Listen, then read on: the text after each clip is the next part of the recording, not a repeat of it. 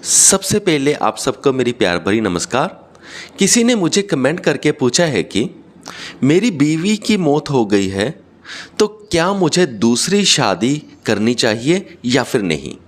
इसका जवाब हम इस वीडियो में देंगे। पहला पॉइंट है कि आपके बच्चे हैं या नहीं। अगर आपके बच्चे हैं और अगर आप दूसरी शादी करते हैं तो बहुत ज़्यादा चांसेस हैं यही हैं कि जो दूसरी बीवी है वो आपके पुराने बच्चों के साथ दुर्व्यवहार करेगी, उनको प्यार नहीं करेगी, उसका उनके साथ लगाव नहीं होगा। ज़्यादा चांसेस ये हैं, हालांकि उल्टा भी हो सकता है कि उसका प्यार बन जाए, पर ये मान के चलिए मोर देन 70-80% चांसेस यही होते हैं कि जो नई पत्नी आती है वो पुराने बच्चों के साथ अच्छा व्यवहार नहीं करती, उनके साथ उतना लगाव नहीं करती। अब पॉइंट दूसरा पॉइंट ये है कि अगर आप दूसरी शादी करने के बारे में सोच रहे हैं तो इसका मतलब ये है कि जो आपकी पहली पत्नी थी वो अच्छी ही रही होगी, इसलिए आप दूसरी शादी करने के बारे में सोच रहे हैं। तो मैं आपको ये कहूँगा कि जो शादी के जो कानून हैं उनके बारे में आप पहले थोड़ा सा पढ़ लीजिए। जो 498 है और एक 125 सेक्शन वाला है, जो ऐसे कानून है ना वो आप पढ़ लेना। थोड़ा सा आपको मैं बता देता हूँ कि आजकल जैसे डोमेस्टिक वायलेंस के फेक केसेस बड़े हो रहे हैं। जो पत्नियां होती हैं वहाँ पे ऐसा बड़ा हो रहा है कि वो अपनी मर्ज़ी से ही पति का घर छोड़ देती हैं और बाद में एक केस कर देती हैं 125 सेक्शन का, कि जिसमें पति को फिर पैसे देने पड़ते हैं अपनी पत्नी को, और पत्नी अपने घर में रह भी नहीं रही होती और पति की कोई गलती भी नहीं होती, फिर भी पति को पैसे देने पड़ जाते हैं बहुत सारे केसेस में। तो आप ना जो ऐसे कानून हैं इनको थोड़ा सा स्टडी कर लीजिएगा, क्योंकि मुझे ऐसा लग रहा है कि जो आपकी पहली पत्नी थी वो अच्छी थी और आपको इन सारी झंझटों में पड़ना ही नहीं पड़ा, और जिसके कारण आपको इन सारी चीज़ों का पता ही नहीं है। तो आप ये सब एक बार पढ़ लेना, और ये सब पढ़ने के बाद आपको पता लगेगा कि शादी करना थोड़ा रिस्की भी है, यानी कि काफ़ी इसमें रिस्क इन्वॉल्व होता है। 50-60% तो रिस्क होता है।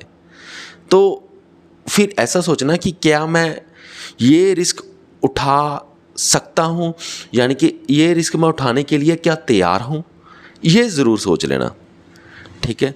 अगर ये भी फिर भी आपको ऐसा हो लगे कि नहीं, हाँ मैं ये रिस्क भी ले सकता हूँ और मुझे शादी करनी है, शादी करने के लिए मैं तैयार हूँ, तो थर्ड पॉइंट है कि कोशिश कीजिएगा कि लड़की अच्छी से अच्छी ढूंढिएगा।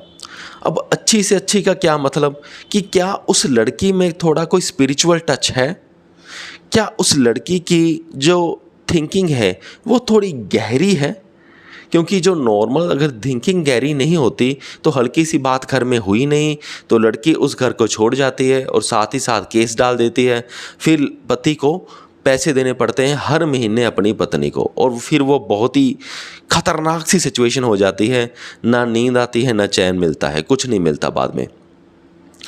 इसलिए अच्छी लड़की ढूंढनी ज़रूरी है जिसका थोड़ा सा स्पिरिचुअल लेवल अच्छा हो, थोड़ी सी जो सोचने की गहराई अच्छी हो। स्पिरिचुअलिटी का सही मायने में यही मतलब होता है जिसको ज़िंदगी के बारे में गहराई से समझ आती हो। ठीक है। अब नेक्स्ट पॉइंट पे चलते हैं।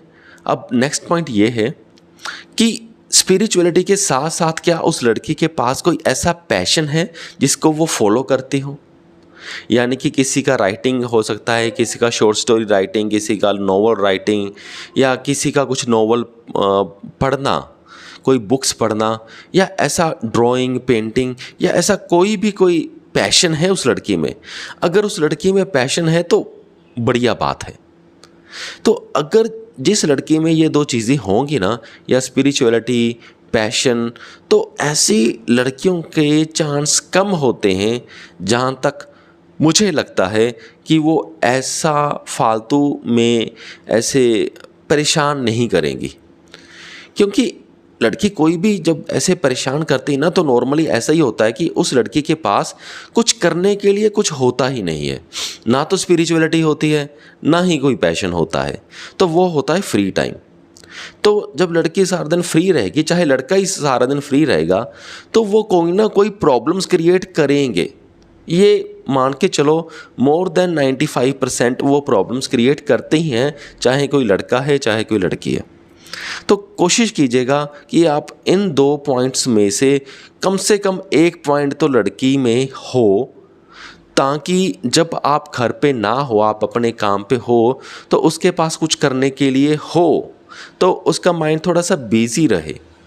अगर वो बिजी नहीं रहेगा तो उसका माइंड यही सोचेगा कि हाँ, दूसरे का घर वाला तो ऐसे है, जो मेरा घर वाला है ये केयर नहीं करता, और ऐसी सारी चीज़ें फिर बहुत प्रॉब्लम्स क्रिएट करती हैं। तो उसके माइंड में कंपैरिजन ही आ जाएगा, उसका घर वाला तो उसे वहाँ घुमा के लेके गया, मेरा घर वाला तो मुझे कहीं घुमा कर नहीं लेके आया।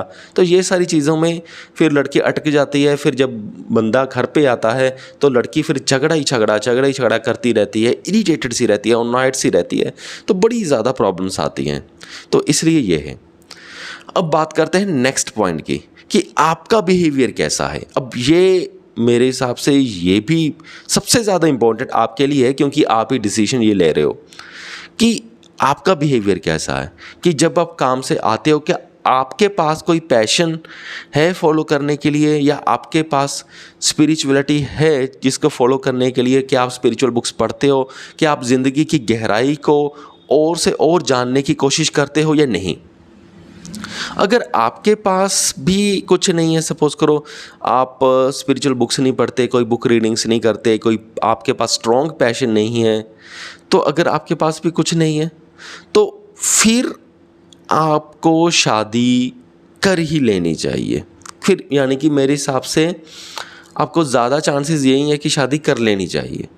मैं आपको कोई भी क्लियर कट आंसर नहीं दूंगा भी आप करें ही करें या ना ही करें या ना करें, पर मैं आपको थोड़े से रफ आइडियाज़ दे रहा हूँ कि फिर आपको शादी कर ही लेनी चाहिए। क्योंकि जब हमारे पास कुछ भी नहीं होता, तब हमारे पास दिन काटने के लिए कुछ नहीं होता। तो नॉर्मली मैंने ऐसे देखे हैं जो बंदे ऐसे बंदे भी हैं जिन्होंने शादी नहीं करी, बहुत खुश हैं, और ऐसे भी हैं जिन्होंने शादी नहीं करी और उनके पास कुछ है नहीं फॉलो करने का। जो खुश है ना, उनके पास कुछ ना कुछ फॉलो करने को स्ट्रॉन्गली कुछ है, यानी कि उनका कोई स्ट्रॉन्ग पैशन है जिसको वो फॉलो करते रहते हैं, और उनको पता ही नहीं चलता कि कब दिन आया और कब दिन गुजर गया, उनको कोई प्रॉब्लम्स नहीं आती। पर जो बंदे ऐसे हैं जिन्होंने शादी नहीं करी और उनके पास कोई स्ट्रॉन्ग पैशन नहीं है फॉलो करने को, कुछ भी नहीं है, तो उनकी हालत बहुत बुरी हो जाती है। वो एक तरह से सारा दिन पागल, आप ऐसे ही समझो, वो डिप्रेशन में चले जाते हैं, पागल से ही हो जाते हैं, क्योंकि उनके पास कुछ है नहीं। घर पे बैठे रहते हैं, दीवारों को देखते रहते हैं, और दीवारें भी उनको खाने को ढूंढती हैं। ऑब्वियसली ऐसा प्रतीत होता है जब बंदे के पास कुछ नहीं होता, ना घरवाली होती है, ना बच्चे होते हैं, ना ही कोई काम करने को होता है, ना ही कोई पैशन होता है, ना ही स्पिरिचुअलिटी होती है, तो उनके लिए बहुत ट्रबल होती है। अगर आपके पास कुछ नहीं है तो शादी के बारे में बहुत ज़्यादा सोचिए, फिर ये शादी आपके लिए बहुत काम की चीज़ हो सकती है।